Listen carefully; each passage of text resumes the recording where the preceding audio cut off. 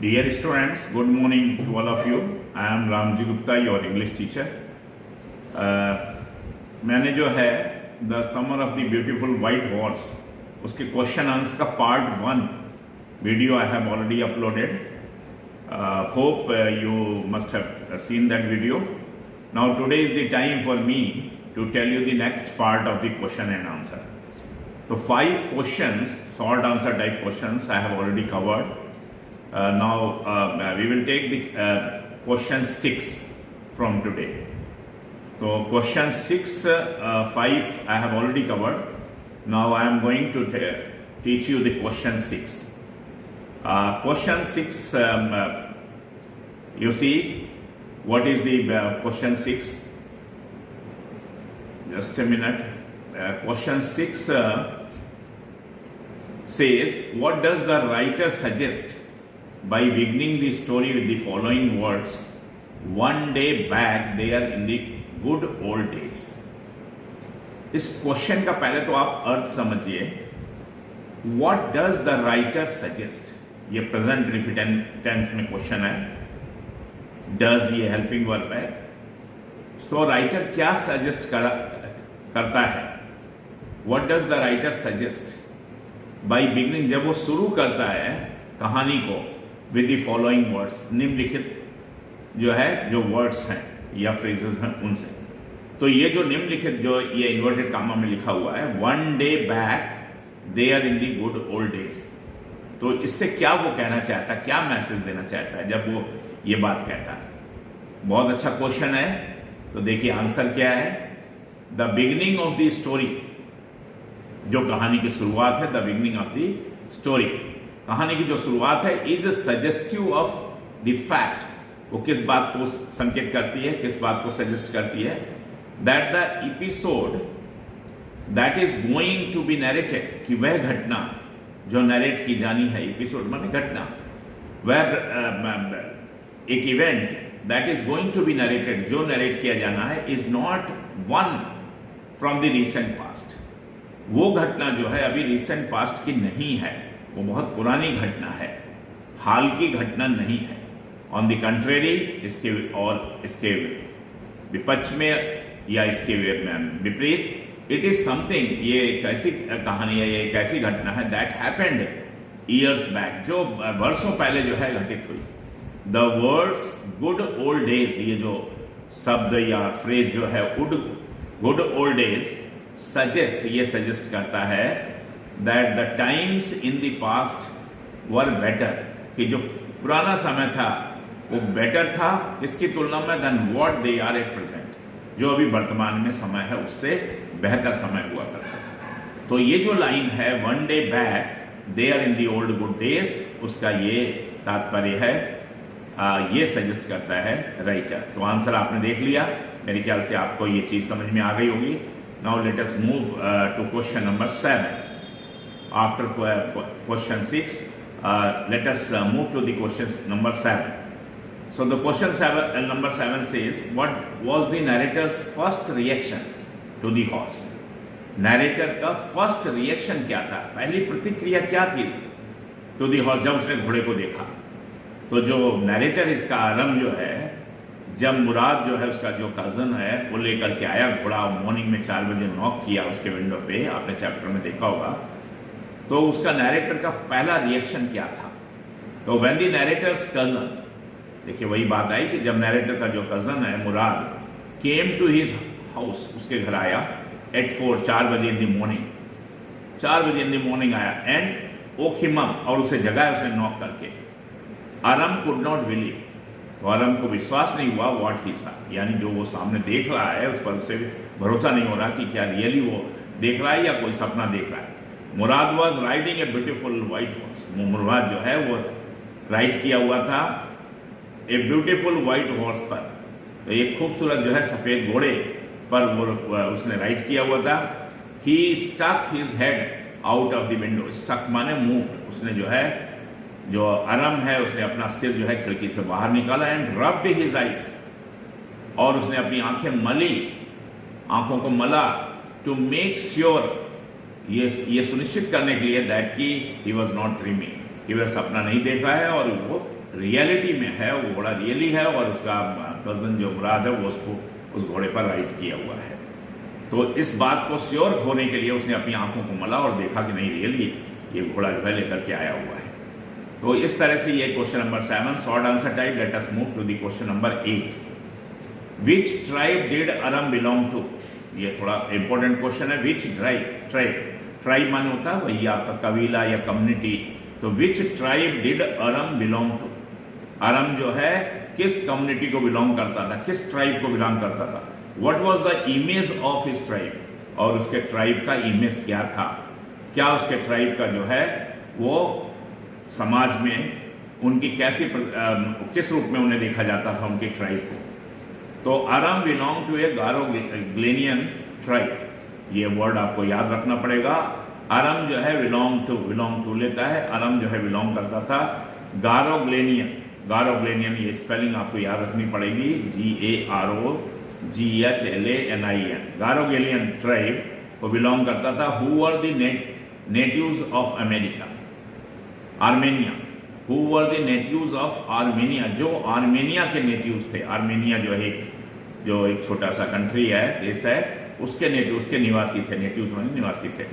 This tribe was once rich and prosperous. एक समय हुआ करता था, वंस मतलब एक टाइम की बात है, जब ये जो ट्राइब थी, ये जो कम्युनिटी थी, ये बहुत रिच और प्रॉस्परस हुआ करते, बहुत रईस और बहुत समृद्ध लोग हुआ करते थे इस ट्राइब के।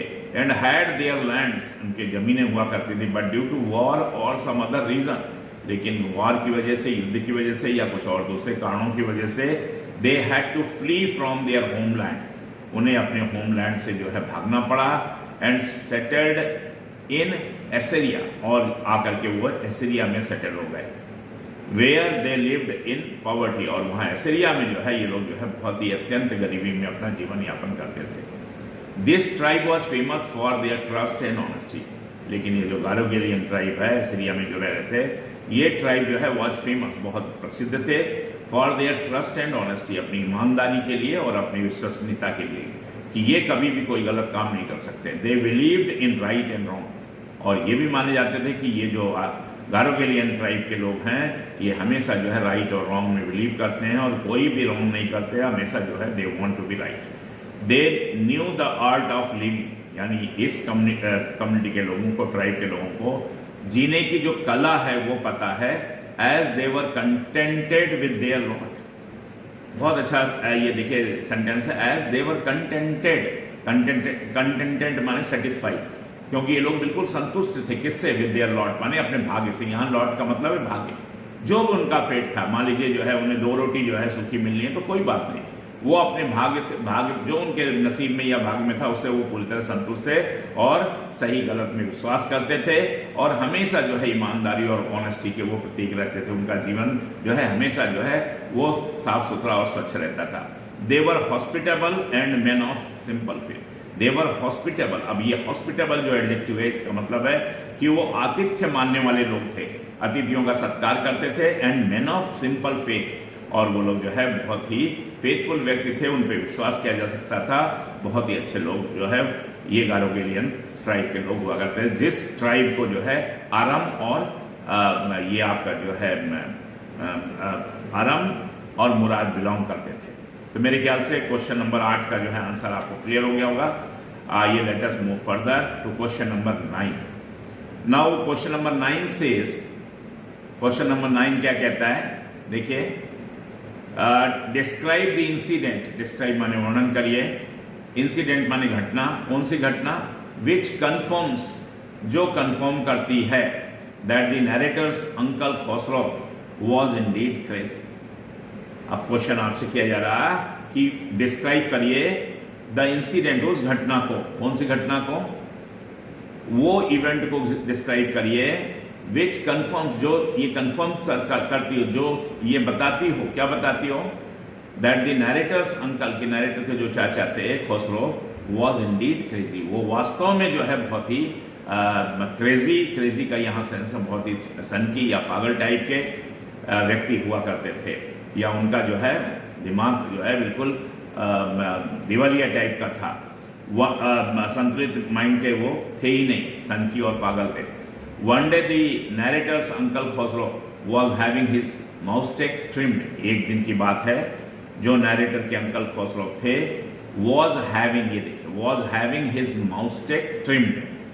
अब ये having his moustache trimmed ये past participial phrase है और ये having ये मेन वर्ब के रूप में लगा है. was having his moustache trimmed. वो एक नाई की दुकान पे at the barber shop, एक नाई की दुकान पे बैठ करके अपनी मूछें जो है वो ट्रिम करवा रहे थे, यानी मूछें जो है छोटी छोटी करवा रहे थे.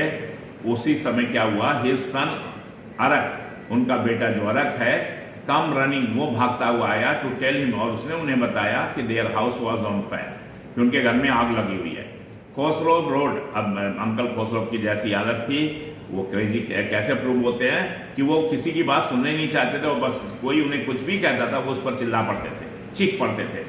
तो वो उस पर चीख पड़े, चिल्ला पड़े, और उनका एक सिग्नेचर लाइन थी या तकिया कलाम था उस पर, इट इज नो हार्म, इससे कोई फर्क नहीं पड़ता है, कोई पे नो अटेंशन टू इट, और इस बात पर बिल्कुल ध्यान देने की जरूरत नहीं है. तो जब उनका बेटा आकर के उन्हें ये बता रहा है कि घर में आग लग गई है, तब भी अंकल खोसरोव जो है उस पर ये चिल्ला पड़े इस सिग्नेचर लाइन को कि it is no harm, pay no attention to it. The barber repeated, बल्कि वो जो नाई है बेचारा जो बाल काट रहा था इनकी मूछें बना रहा था, रिपीटेड, उसने कहा, repeated what the boy had said, लड़के ने जो बात बताई उसको रिपीट किया कि अरे वो बच्चा ये बता रहा है ऐसी घटना. तो खोसरोव रोड अगेन, तो वो दोबारा जो है अंकल खोसरोव चिल्ला पड़े, इनफ, बहुत हो गया, it is no harm I say, मैंने कह दिया ना कि इसमें कोई फर्क नहीं पड़ता है.